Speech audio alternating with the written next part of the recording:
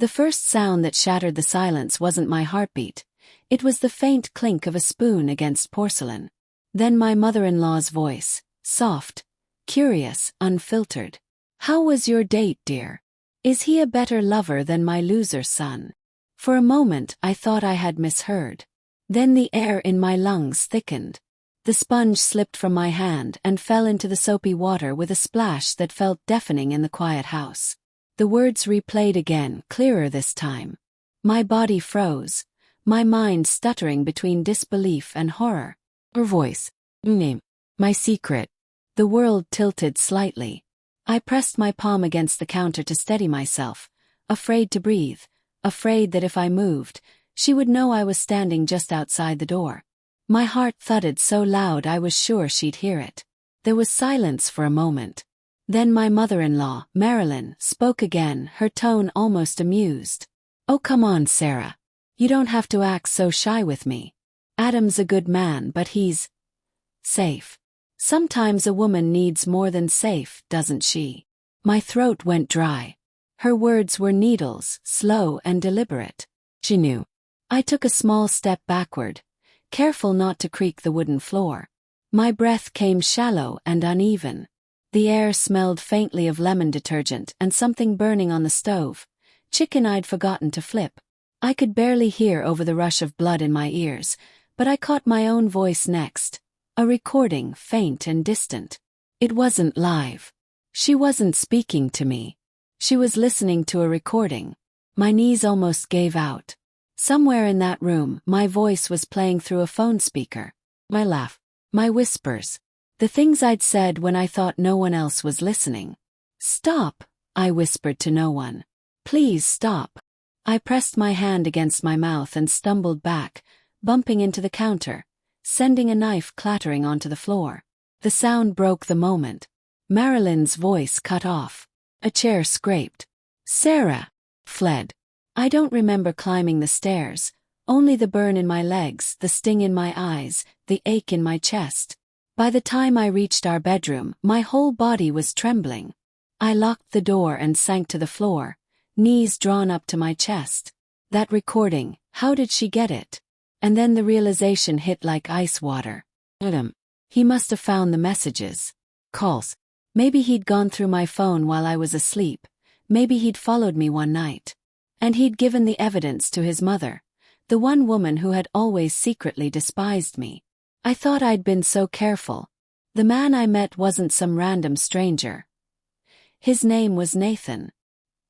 He was a coworker, kind in the way Adam used to be before life dulled him. What started as after-hours chats over spreadsheets turned into confessions over coffee, and then something I still don't have a name for, something selfish and fragile and real. The affair had burned fast and quiet, like a candle in a locked room. But apparently the smoke had found its way out. That night, Adam didn't come home. The next morning, he was sitting at the kitchen table when I came downstairs. His coffee was cold, untouched.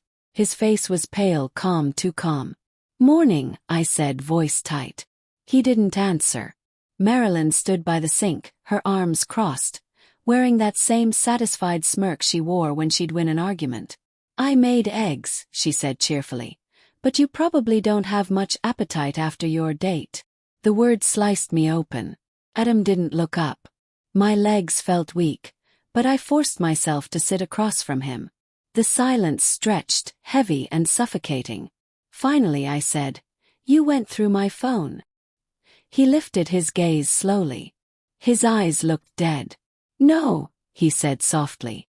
"You went through our marriage." Flinched. Marilyn's smile widened, delighted at the wound. I wanted to scream, to explain, to confess, but no sentence felt right. How could I describe the loneliness that had settled in me long before Nathan ever appeared? How Adam's affection had faded into routine. How silence had filled the gaps between us until I forgot what it felt like to be seen. None of that justified what I did. But in that moment, justification was all I had. "I'm sorry," I whispered. He stared at me for a long time before replying. "I don't think you are." Marilyn let out a low laugh. "Oh, she's sorry, dear. Sorry she got caught." "Mom," Adam warned quietly, but didn't look at her. I wanted to leave the table, to run from their eyes, but my body wouldn't move. Adam stood up. His movements were slow, deliberate. He set his wedding ring on the table, gently, like placing a fragile relic down for display. "I'm moving out tonight," he said. "You can stay here. Mom will help with the papers." "Adam." He held up a hand, stopping me. "Don't." The word was final. He walked past me, and for the briefest second, his sleeve brushed against my shoulder. The contact burned like guilt made tangible. When the door closed, Marilyn sighed dramatically and turned back to the sink. "Well," she said, "that could have gone worse." He didn't yell. "That's progress." I couldn't speak. I stared at the ring, still glinting under the pale kitchen light. That night, the house felt like a tomb. Adam's scent still lingered on the pillow, faint and warm. His closet hung open, half empty. Every object in the room became a ghost. The photograph from our honeymoon in Santorini, the note he once left on my nightstand that said, "Can't wait to grow old with you." I opened my phone and stared at Nathan's name. He hadn't texted in 3 days. When I finally called, it went straight to voicemail. I left a message anyway, voice trembling. "Adam knows. Don't contact me. Please. Just, please." I ended the call and collapsed onto the bed, pressing my face into the sheets that still smelled of the man I used to love. That's when I noticed something on the nightstand, a folded piece of paper, tucked beneath the lamp. My heart lurched. I unfolded it with shaking hands. It was a printout, my messages with Nathan. Every word, every photo, every secret. At the bottom, in Adam's handwriting, were 4 words. "You deserve her, Mom." Sarah closes her eyes, clutching the paper so tightly it crumples. The night presses against the windows, thick and silent. She realizes for the first time that this isn't just about the affair anymore. It's about control, revenge, exposure, and that somewhere in the dark, Adam isn't finished yet. The paper crumpled in my hands until the words blurred. My throat ached from holding back tears that had nowhere to go. I sat there for what felt like hours, staring at the ring still glinting on the kitchen table downstairs in my mind's eye. It was strange how something so small could feel heavier than guilt itself. I didn't sleep that night. I didn't even lie down. I sat by the window, watching the streetlight flicker against the dark, and wondered if Adam was somewhere nearby, waiting to see what I'd do next.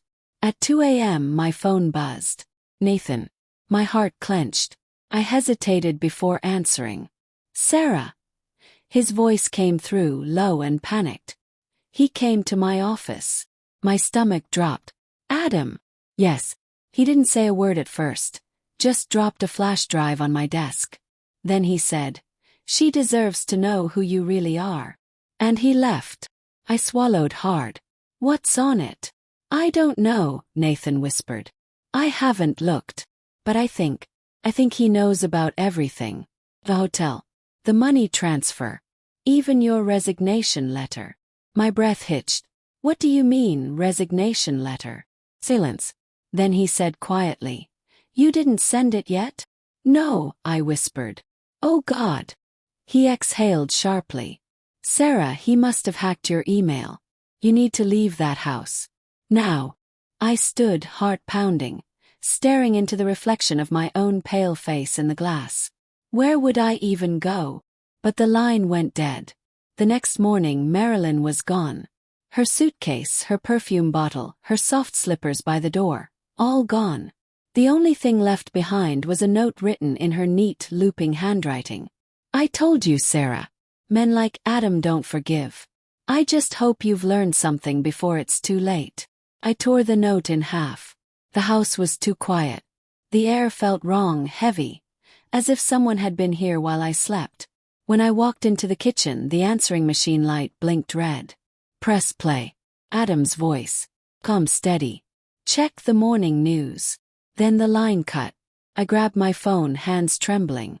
The first headline made the blood drain from my face. "Local firm under investigation after CFO's private messages leak online." My messages. Name. My words. Photos. All of it.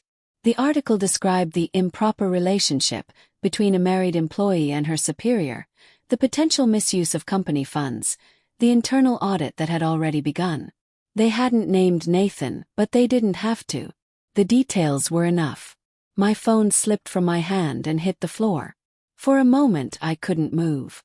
The sound of my pulse drowned everything out. Adam had done this. He hadn't yelled, he hadn't hit me, he hadn't begged for explanations. He'd simply destroyed me with precision. And the worst part, he had every right to. By the afternoon the calls started. Friends, my sister. I didn't answer any of them. At sunset I finally went outside, walking down the driveway barefoot, my feet scraping against the gravel. I didn't know where I was going, just that I couldn't stay in that house any longer. The cold air bit at my skin, sharp and sobering. I walked until the sun vanished and the streetlights hummed on, one by one, leading me nowhere. At the corner of the block, a car pulled up beside me. It was Nathan. He looked hollow like I felt. "Get in," he said softly. I did. We didn't speak for the first few minutes. The car smelled like stale coffee and stress. Finally he said, "They suspended me. Pending investigation." "I'm so sorry," I murmured, but it sounded empty. He laughed bitterly. "You didn't send those files, Sarah. But you told him enough to find them." My hands clenched in my lap. "I didn't." "Don't," he said, his voice breaking. "He warned me. He said you'd ruin everything I built." And I didn't believe him. The silence between us grew until it was unbearable. "Maybe he's right," I whispered. "Maybe I ruin things." He looked at me then, eyes tired but strangely tender. "You don't ruin things. You just don't know what you want until it's too late." The words cut deeper than blame. We drove to a cheap motel outside town, the kind with flickering neon and peeling paint. I lay on the bed staring at the ceiling while Nathan paced the floor. "What are you going to do?" he asked. "I don't know," I said honestly. "Maybe disappear." He stopped pacing. "And go where?" "Anywhere he can't find me." Nathan looked at me like he wanted to believe that was possible, but we both knew Adam's quiet revenge wasn't over. The next morning when I woke up, Nathan was gone. His phone, his bag, his keys, all gone. In his place was an envelope. Inside was a note. "They came to my house this morning. I told them it was all me. Maybe one of us can start over." And below it, a printed copy of my messages again. This time, highlighted in red, was one line I'd written months ago. "Sometimes I wish Adam would just disappear." The air left my lungs. Felt sick. By noon I was back home, sitting in the driveway, staring at the front door like it was the entrance to another life. It was unlocked. Inside everything looked the same. Except for the smell, faint, metallic, wrong. I followed it to the bedroom. The curtains were drawn. The room was cold. On the dresser sat Adam's phone, recording light blinking red. "Press play." His voice quiet. "I wanted you to understand what it feels like to lose everything.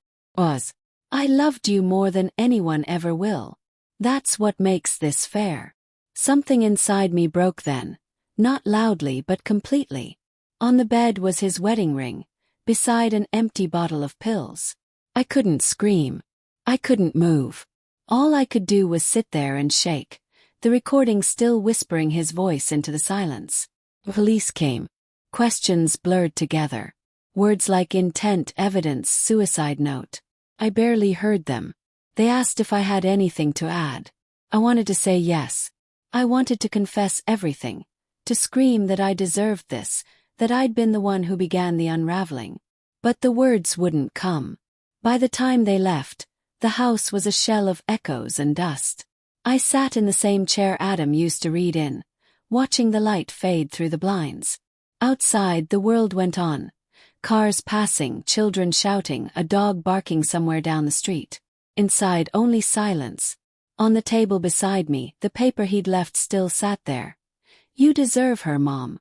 I reached for it, my hands trembling. The edges were soft now, worn from folding and unfolding.